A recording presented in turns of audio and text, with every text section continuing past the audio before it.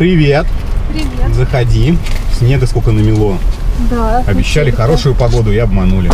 Ага. Привет, еще раз познакомимся, Евгений. Привет. Оля. Оля, очень приятно. Ты хорошо выглядишь, несмотря на зимнюю стужу, которая сейчас за окном у нас происходит. Видишь, что-то намело действительно очень много. Спасибо. Ну ты, я смотрю, в тонусе, да, в жизни? Все хорошо у тебя? Да. Чем занимаешься, если не секрет? Занимаюсь, вообще саморазвитие, вот что-то такое. Саморазвитие, что-то такое. Скажи, то есть я разными вещами занимаюсь. В последнее время это то, что меня увлекло больше всего, это танцы. Танцы какого-то определенного направления или просто танцы на круг? Ой, у тебя тут тепло. Тепло, да, раздевайся, конечно. Слушай, ты знаешь, просто современные направления. Да. Вот, и хип-хоп пробовала, и хай-хилс, да, и тверк. То есть такие разные.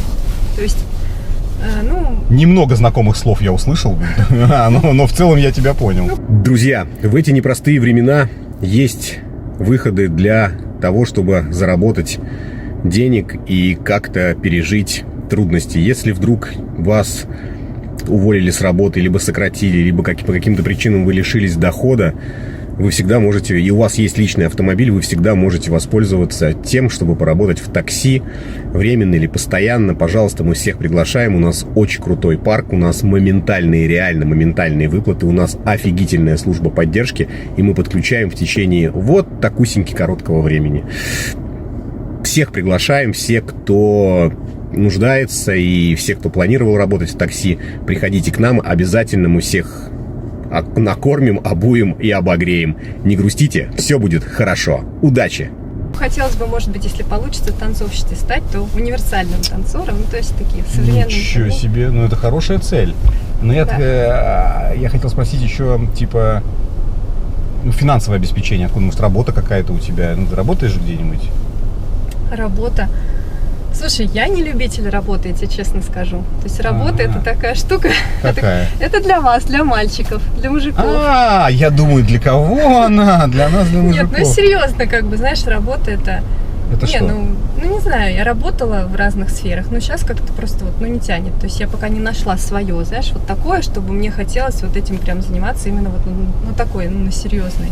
Чтобы прям каждый день там и так далее. Скажем так, может быть, не исключаю, но так. Пока нет. То есть это что-то очень увлечь должно меня такое. А средства-то откуда на жизнь берешь? Слушай, откуда? На самом деле это, просто со временем понимаешь, что все, все не так сложно и все не так просто. То есть, мир даст, понимаешь, возможности. Вселенная помогает. Да? Вселенная, космос. Вообще отлично. То есть как-то само так все складывается, понимаешь, меня мир не оставляет. То есть все нормально. Есть всегда люди, которые помогут. Мужчины, сильный пол же существует. Точно. На свете, так что...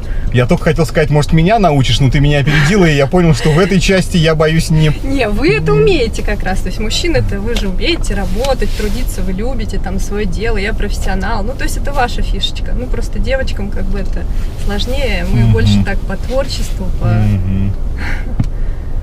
Поэтому в этом плане я вами восхищаюсь, серьезно. Это все самоорганизация, и просто думаю, очень круто. Но это не просто, я тебе могу сказать. Как человек, который занимается, пусть не огромным каким-то супер бизнесом, он у меня достаточно такой скромный по меркам именно бизнеса во всем. Я тебе могу сказать, что это не так-то просто. То есть это требует принятия определенной ответственности и определенных рисков. Поэтому... стрессы всякие, я представляю. Наверное, это понятно. Конечно. Но вы же под это заточены, то есть у вас психика другая, вы же мужчины, вы же рвать тельняшку, то есть, как это сказать, в бой вступать, то есть вам это нужно, адреналинчик, всякое такое по жизни. А девочкам это просто даже вредно. Честное слово. Да? Конечно, это, не знаю, я считаю, что это постоянная такая работа какая-то, это просто стресс, выматывание, и на внешности это скажется, серьезно. А у тебя, я прошу прощения, всегда были мужчины, которые рвут, как ты сказала, на себе эту самую тельняшку, в бой и все остальное, ведь мужики-то разные бывают. Ну, ты знаешь, не, мне как-то, вот у меня вообще даже с юности просто, там, я помню, вот какие-то интересные такие мужчины, даже как-то мы с мамой за границу ездили, там, в аэропорту подошел очень солидный там мужчина, ну, иностранец, естественно, и вот он ее уговаривал, чтобы она там как-то меня, ну, типа, замуж за него, и что он обеспечит там на всю жизнь. То есть, не, у меня как бы всегда такое было, что на меня мужчины реагировали. Солидные? Да, именно солидные, я даже, ну, ухаживали за мной депутаты. Ничего себе. Да, то есть, ну, как бы я так привыкла, что серьезно. Что за депутаты? Ну, знаешь? Ну, знаю такого депутата, да. Ничего себе. Ну, то есть, даже с несколькими я общалась, ну, то есть, как бы, не знаю, я привыкла, наверное, к такому, да, и те самые нормальные рестораны человеческие. И, конечно, мы не в Турцию, не в Сочи ездили отдыхать, как ты понимаешь. Так. То есть, нормальные места какие-то, так что, ну, у меня как-то так складывается, поэтому такой уровень. Ну, я так понимаю, ты как раз соответствуешь. Я соответствую. Слушай, ну я не знаю, я как раз вот сижу и думаю, соответствую. Это понятно, но ты понимаешь, какая история? Бизнес-то бизнесу, бизнесу рознь. Я, скажем так, деньги не печатаю, не ворую, да, и бизнес развивается в рамках все-таки экономической ситуации в стране. То есть я, ну, на меня тоже влияют какие-то... Пошло нытье вот это, ой, перестань, какое нытье. Типа, наша страна, наша ситуация, не, ну это как-то... Просто... Мне кажется, мужчины должны быть. Я понял, я не депутат, и я не, скажем так, у меня нет доступа к определенной кормушке, назовем это таким образом. Ну, мне кажется, тут от труда, от сообразительности скорее зависит. У депутатов точно, а у бизнесменов от других историй совсем. Мне кажется, не знаю, как ты организуешь там бизнес. Нет, но я же тебе не договорил. У меня бизнес работает, просто он работает не в таких масштабах, чтобы можно было взять, снять шапку, ударить ее об пол и сказать: не поедем мы ни в Турцию, ни в Сочи, а поедем мы... Что у нас там сейчас открыто? Сейшелы, Дубай, Сейшелы. Ну сейчас не все открыто. Да. Какие-то Доминикана, да, вот какие-то такие истории. Я вот пока себе не могу так вот взять и сквозануть.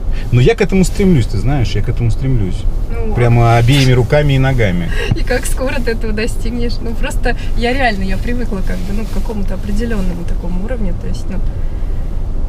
Это прекрасно, но... Там будет видно у нас по, скажем так, по сечению, по развитию наших отношений будет понятно. Просто меня немножко сейчас в тупик поставило. Прям я вижу, что ты женщина, которая все понимает, все знает, что от жизни хочет. Я просто уже, да, просто понимаешь, уже какой-то собаку опыт. Съела, да, наверное? Да, не то, что собаку, уже на слона, наверное, съела. Это все уже в прошлом, вот какие-то такие штуки, типа, там, вот, там, любовь, еще что-то такое. А потом, когда-нибудь я там чего-то достигну. Ну, то есть это... Я думаю, уже не прокатит, уже просто... А ты чем сегодня бы вот вообще хотела бы? Есть какие-то мысли, чем заняться? Просто мы, ну, чего, как у нас будет какой-то план мероприятий? Не, ну у меня есть идея, есть идеи, да? Но если ты не против, то я бы хотела, чтобы мы в ДЛТ сейчас распродажа как раз. Так, вот. Есть я такое, там, слышал. Я кое-что там хотела, там прям очень сейчас крутые скидки, реально. Вот, я хотела там кое-что себе присмотрела, мы можем... Ну, можем, конечно. По магазинам, сразу посмотрим, какая у тебя стрессоустойчивость по хождению в магазин, это с женщинами важно. Согласен. Как тебе такое? Потом... Ну, потом, я думаю... Мы же не весь день там будем ходить. Не, ну, конечно, надо будет перекусить. Я думаю, что-нибудь где-нибудь в приятном месте. Может быть, с музыкой живой. А потом? Что-нибудь такое классненькое, романтичное. А потом? Ну, потом посмотрим, как это самое, как пройдет. Потому что, ну... А как что пройдет? А какой там будет результат? Ну, как мы сходим по магазинам, как я изменюсь, насколько... Я стану прекраснее, красивее. А я-то в этом как вообще поучаствовала? Что-то не очень понимаю. Ну как? Слушай, вот, кстати, я сразу внимание обратила, вот цветы. Вот цветов нету. Ну или какой-то, знаешь, бывает подарочек элементарный, там конфеты или еще что-то. Ну как так? Это я и пришел на свидание без цветов, ты говоришь, и без конфет. Да. Вот, а у тебя будет возможность себя, в моих глазах. Исправить, да, ну, ситуацию? Да. Оправдать, вот как это, то есть, короче, себя, да, это самое. Обелить. Реабилитировать. Слово хорошее, да. Ну и потом, ты понимаешь, вот я тебе честно говорю, то есть даже вот одно свидание, даже то, что я решила с тобой встретиться, как ты понимаешь, я далеко не со всеми. Даже на первое свидание иду, и, для меня это я трачу время, то есть мое присутствие, моя энергия, понимаешь, энергетика. Так вот, что ты даешь, такую обратную связь. Я, между прочим, могу, вдохновение, и то, как, знаешь, люди достигают каких-то вещей, вершин, когда я рядом, да, и просто я уже знаю это про себя. Вот, и поэтому мне нужно убедиться, понимаешь, что ты за человек, что ты себя представляешь, на что ты готов, что это не просто слова какие-то, понимаешь, просто так. А я еще ничего не сказал, если честно. Я даже пытаюсь сравнить букетик цветов с конфетами и поход в ДЛТ. Даже со скидками я понимаю, что это немного, как-то типа разные ценовые категории подарков и подгончиков. Блин, ты знаешь, мне вот такая категория нужна, просто реально, Я просто читала же твои описания анкеты, то есть ты писал, что ты бизнесмен, у тебя все в порядке. Но там же не написано было, я бизнесмен, который ждет, когда у него появится возможность потратить все свои бабки на первом свидании. То есть там вот как такого все? Я точно не писал. Нет, подожди, все мы не потратим, не волнуйся. Не потратим? Я думаю, да. Не знаю, с твоими аппетитами и сознанием дела, боюсь, что мы можем и все потратить. Я тебе даже больше могу сказать. Я вот сейчас сижу, да, мы с тобой там сидим минут 10, а мне уже кажется, что я как знаешь, какие-то вот истории с Фейсбуком случаются, и потом идет статья, что Марк Цукерберг за ночь стал беднее на 18 миллиардов долларов. Вот. То есть он ничего не делал, и обеднел. А у меня такая ситуация вот сейчас очень похожа. То есть я сижу, мы с тобой еще никуда не пошли, вообще никуда. Но у меня есть такое ощущение, что я стал в 2 раза беднее. Вот честно. Здрасте. Ничего себе, такое начало приятное. Это уже не начало. В том-то и дело, что это уже не начало. Мы с тобой какое-то время общаемся, и я сейчас понимаю, что мой капитал, который был тяжело накоплен, он растаял у меня на глазах, понимаешь? И я понимаю, что я просто материально, по твоим запросам, я тебя не потяну тебя. Слушай, я понимаю, что ты думаешь, только вот об одном, о деньгах, как бы это сохранить. Я думаю о деньгах только. Слушай, я понимаю, да, выглядит вот вроде как я об этом думаю, но на самом деле, реально, потому что это нормально, когда мужчина, тратится на женщину и вкладывается. Я не знаю, чего ты тогда хотел, чего ты ожидал, просто вот это вот то, что просто так мы сходим, все бесплатно, нет, извини, это просто, знаешь, даже ничего себе, то есть ты обеднел, ты побыл в моем обществе, но все-таки в обществе красивой девушки, правда, это ценно. То есть, понимаешь, я дала тебе шанс. И не заплатил за это, да? Понимаешь, это была у тебя возможность меня завоевать. Вот что это было. Я думаю, я приехала к тебе, понимаешь, проделала такой путь. Ты знаешь, это прям как-то вообще ты без цветов, без всего, и еще вот так вот ты обеднел. Слушай, извини, я думаю, что лучше тогда депутаты, реально, потому что с бизнесом какие-то проблемы, я смотрю, в нашей стране. Что это такое? Надо возвращаться опять к депутатам, видимо. Потому что это просто жесть какая-то. Ничего себе, ты обеднел, ты без цветов, ты без всего, и ты... И я не депутат, я понял. Ты не хочешь даже просто пойти посмотреть вообще, что там есть. Какая распродажа, я понял, Ты знаешь прекрасно про эту распродажу, там круто. Да, супер. Блин, Мне жаль, все понятно. Прям ты меня расстроила, как серпом по ей, неважно. Прям. Привет и богеме, что я могу сказать? Всего хорошего. Тебе тоже. Не намочив голову, да, потому что, видишь, у нас... Да не волнуйся уже. Да. Кстати, вот цветочный магазин, если что. Больше ты меня не увидишь. Не увижу, да? Ну ладно. Точно. Давай, да, пока. А тут реально вон цветочный магазин. Мужичок вышел с цветами. Вот с таким кулечком небольшим, завернутым в газетку. Думаю, что вряд ли он депутат и пошел исполнять мечты какой-нибудь светской львицы, которая знает, какие мужчины ей нужны. Друзья мои, предлагали мне в свое время баллотироваться в муниципальные депутаты. Отказался я. Отказался, потому что слаб натурой, понимал, что не выдержу я огонь, воду и медные трубы. И где-нибудь сойду на ненужную дорожку.